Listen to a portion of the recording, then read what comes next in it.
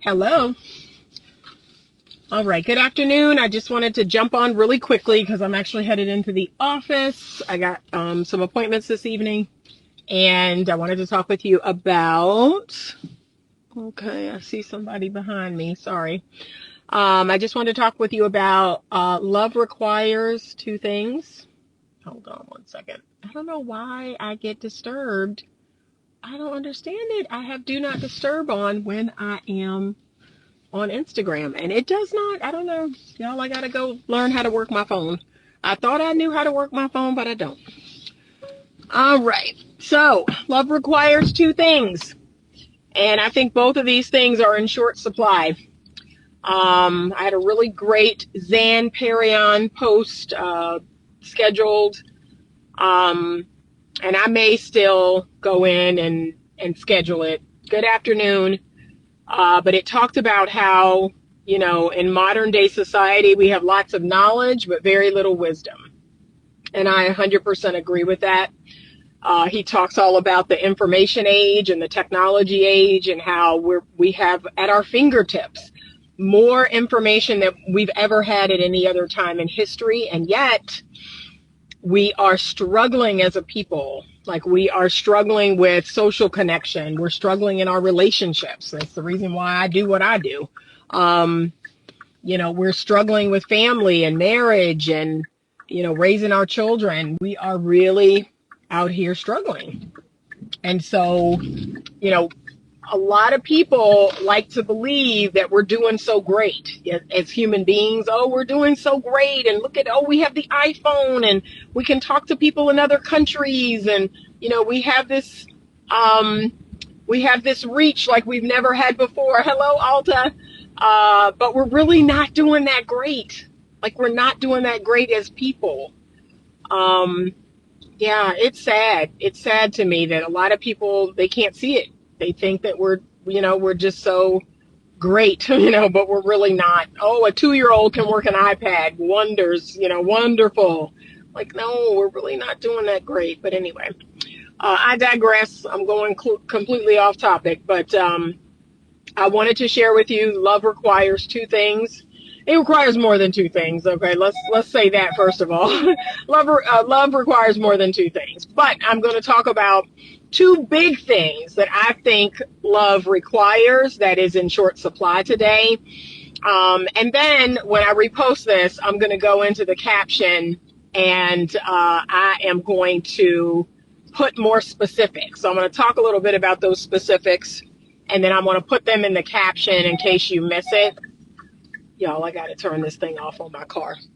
Number one, love requires courage. And number two, love requires wisdom.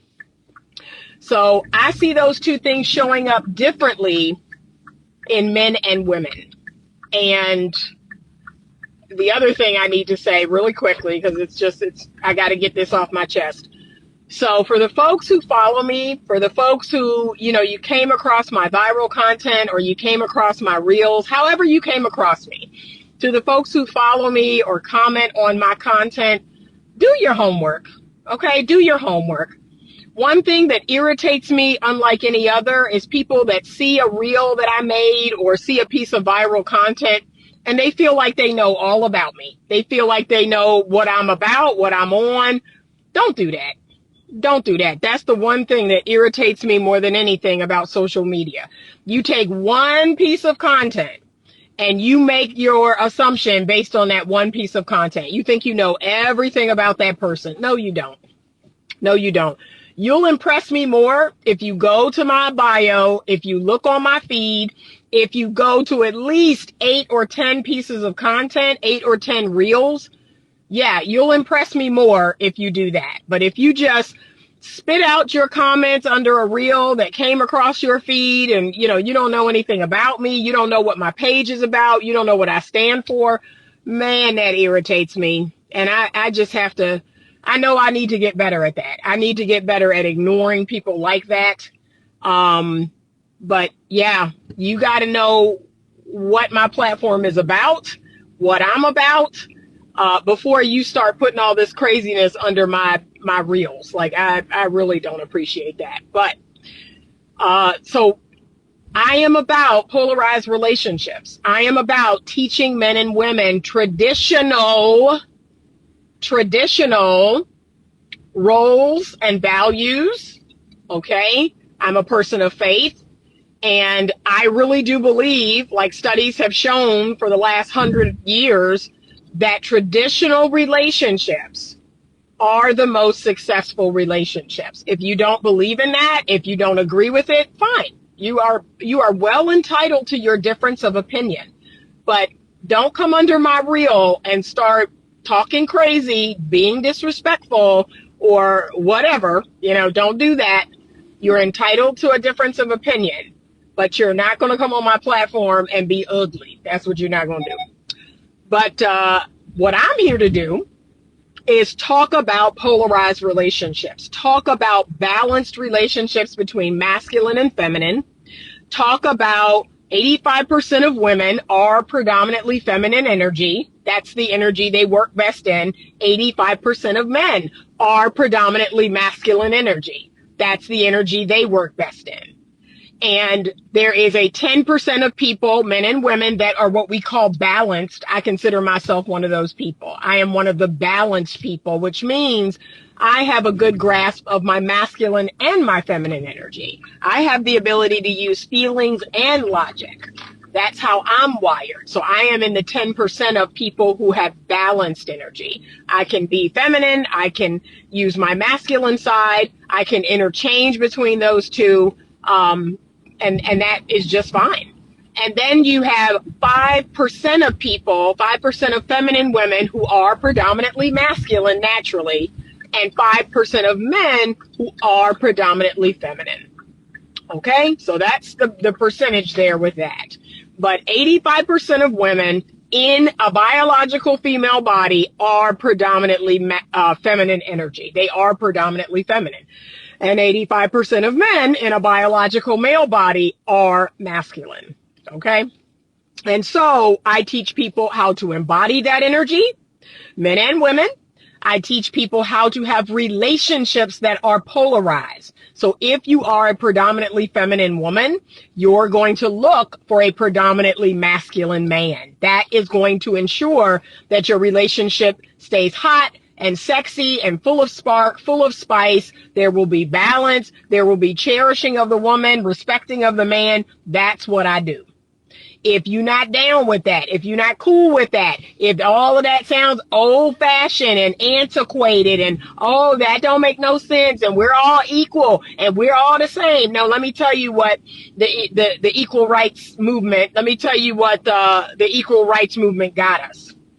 It did not get us equal rights. It got us sameness. It got us drinking this woke Kool-Aid that says we're all the same. And we're not. We're not the same. And that agenda I actually find incredibly offensive. I find it incredibly offensive to have someone not born with the parts I was born with being called a woman. So I'm not down for the sameness. I'm down for, like I did, and I say the same thing as what I did years ago when they talked about the melting pot. They talked about, all of us are the same, all the races, all the cultures, all the religions, all the ethnicities. No, we're not. And why? Why do we need to all be the same to get along? Why do we need to all be the same to respect each other? I've never been down with that. Why can't I be black and still be respected and given the same rights as everybody else? Why can't I keep my culture? Why can't I keep everything about me that's black and still get everything everybody else is getting? I don't understand the melting pot concept. And now we're doing it with gender. We're all the same. We're a woman can do everything a man can do. I mean, no. A man can do everything. No, a man can't have a baby. Sorry. So I just get annoyed. I get so annoyed. You can hear I come from a whole nother generation. And I just get annoyed with this idea of sameness. And it's destroying healthy relationships. So what I do is I teach people about polarized relationships. I teach people to embrace their masculine if they're a man, embrace their feminine if they're a woman, and how to find their divine counterpart, how to find the opposite person, so you can have a really exciting, fun, full of sexy spark, balanced, feel good. Everybody knows what's expected. Everybody knows their role. Like, yeah, that feels so good, right? That's what I do. So if you're not down with that, if you want to, do whatever you want to do, you want to have an egalitarian relationship, which is basically y'all are the same. Men and women are interchangeable. Okay. Like I said, I'm never going to stop you from doing that. Just don't bring a whole lot of nonsense here. Okay. What my page teaches is what it teaches. If you don't like it, guess what? You have the right to not follow my page. You have the right to not comment under my content. You can go on about your business. So that's what I don't get. I don't follow pages. I don't follow pages that worship the devil. I don't follow pages that, just have polygamy pages. I don't follow them pages. What I look like following their pages, and then every chance I got, I come under the content, oh no, monogamy is the way, and God is the way, and no, I don't have time for that, y'all. Y'all shouldn't have time for that. What else are you doing? So, okay, if you're not down with that, you can go on, and I'm cool. Okay, I'm good. But yes, love is going to require courage and wisdom, and those two things will look different amongst men and amongst women. And I'm about to pull into my parking space so I can tell you how, because I brought my notes, okay? And I'm also going to put it under this video. All right, you ready? Courage for women. This is what courage for women looks like. Being appropriately vulnerable. That's going to take great courage, especially in 2023. Being open and receptive. That's going to take courage, especially to a good man's pursuit. Okay? Being appropriately vulnerable, being open and receptive to a good man's pursuit, being collaborative, being appropriately submissive, being able to be led. You're going to need courage in order to do that. Courage for men. You ready? That looks like leading with love. So men lead. I believe that is the straight out of the Garden of Eden, God commanded way that men are to be. They are to lead with love. They are to initiate. They are to give and do. They invest in the right woman for them. Okay? They are very directed. They are seekers. They are servants, right? Men, in my book, the men that I know, they get things started. They are not passive, they are active. They make things happen. And fellas, you have to have the courage to do that. What I'm getting tired of hearing, what I'm absolutely overhearing is men coming again under my content and giving me all these reasons and excuses as to why you can't initiate a conversation, why you can't call a woman, why you can't text a woman, why you can't make plans, and all the, and then here's the excuse I keep getting. Oh, after Me Too, you can't talk to a woman without being accused of sexual harassment. Like, stop it. Stop it. How about this? I'm going to give y'all a dose of harsh truth, and you ain't going to like it, but I'm going to say it. A lot of y'all believe that the feminist movement, when the feminist movement happened, and that just usurped us, and, and now, the feminists and the Me Too's and all that. Can I say this? Maybe they didn't pull power away from you. Maybe you gave it. Maybe you gave up power. Maybe you weren't on your watch. Maybe you allowed all this to happen because you weren't standing strong saying, I'm happy to have women join us, right? We're not going anywhere, but I'm happy to have you join us. If you feel like you have not been included, if you feel like, you haven't been by our side, like that's what strong men do. Strong men say, I'm not going anywhere. I'm not fitting to fall back. I'm not fitting to, be passive. That ain't happening. But sure, I'd be happy to have you stand beside me. That's what I'm cool with. But this idea of, oh, the feminists took everything about our manhood. Really? That's what we going with? That's what we going with? Okay. But the truth is, men have lost their strength. They have lost their ability to hold the line. That's what is just blowing my mind. No, you say, hey, I'm happy to have you come up here with me. I'm happy to have you beside me, but you're not pushing me out of this driver's seat. That's what we're not doing. Like, I'm driving and I'm happy for you to sit in the passenger seat with me. Okay? But that's just, my harsh truth. All right, wisdom. Let's move on to wisdom, and then I got to run in. Wisdom for women. It looks like qualifying suitors, vetting men. Okay? You are the gatekeeper. That is your role, and you must use wisdom. You must seek wisdom. The Bible says that there are older women that are going to provide wisdom to younger women. That's what I believe I'm here to do. So if you don't know, you're going to ask somebody who do know. Okay? Ask somebody who loves men. Ask somebody who's happy in their relationship. Ask somebody, who's older and wiser and has lived and has made mistakes and has learned from those mistakes. Okay? That's it. Okay, so that's wisdom for women. Wisdom for men. Investigating and probing for information. Choosing wisely, not based on looks or sexual attraction. That's where your wisdom come in. Okay? A lot of y'all, I said this the other day, you led around by the little head. She looks so good. She looks so sexy. That's it. That's the qualifier. She look good and she's sexy. And I want to get inside of her. That's it. That's the vetting right there for men, for a lot of men. Not all of them, but a lot of them. And if you ask a man, ladies, and remember I told you this, you need to start saying, what do you like about me? I make a point to say that. And I'm going to be honest, sometimes I'm really disappointed by the answers that I hear, but it's knowledge. It's knowledge that I needed. And I move accordingly when I get that knowledge. But be wary about asking this question because you may not like the answer. The answer may not be the answer you hope to get.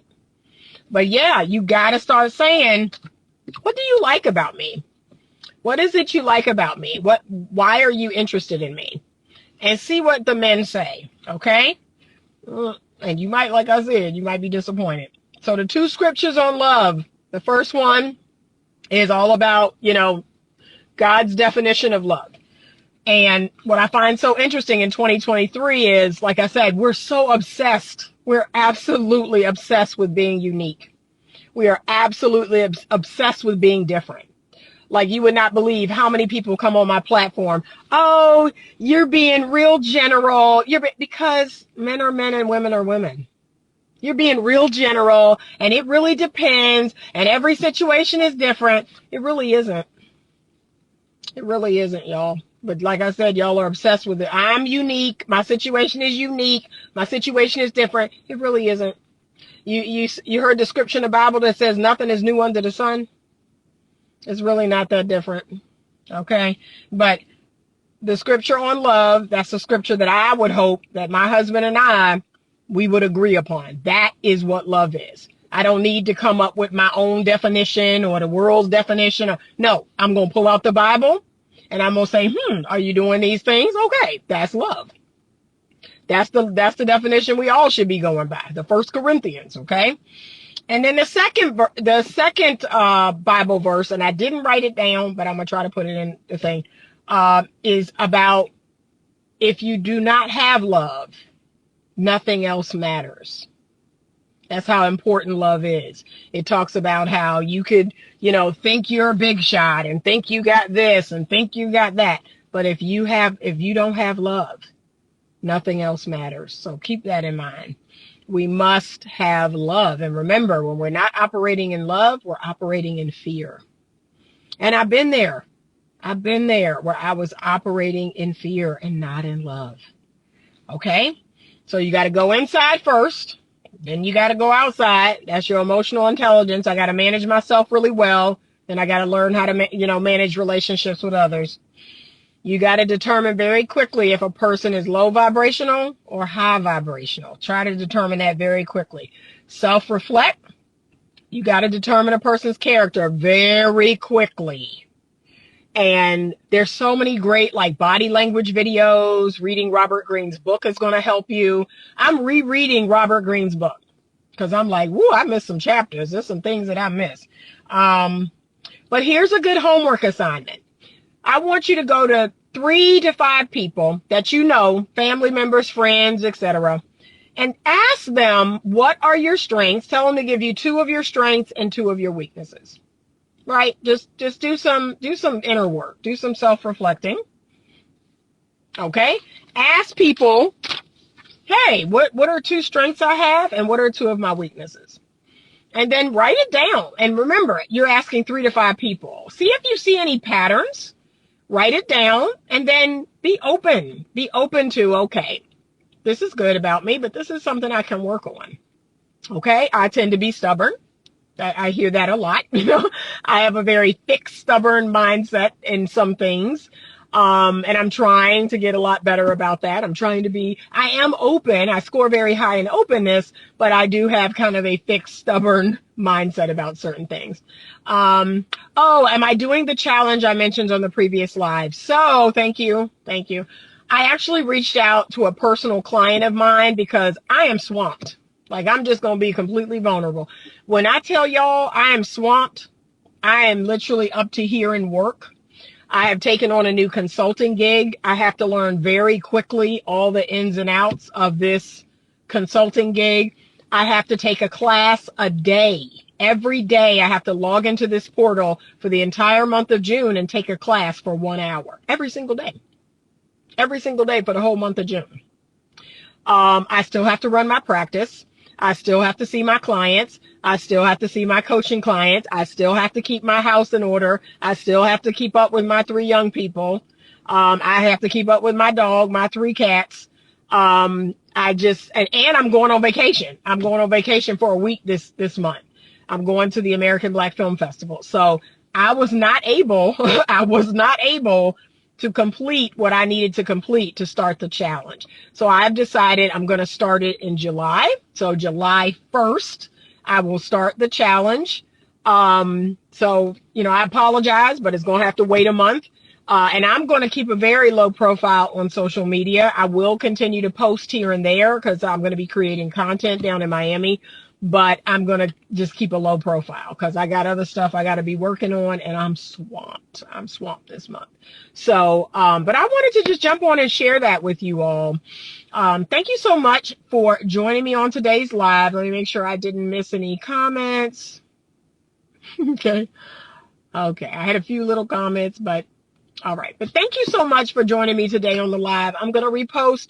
Please check it out. I'm going to put that information in there. But I'm getting ready to jump on a client appointment in about 5 minutes.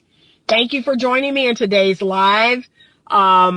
If you want to work together, feel free to click the link in my bio, send me a DM. My website is down right now. It's being redone, like totally redone all over. But you can always DM me and we can work together if that's something you want to do. But thank you so much for joining me today in the live. And as always, stay open to love.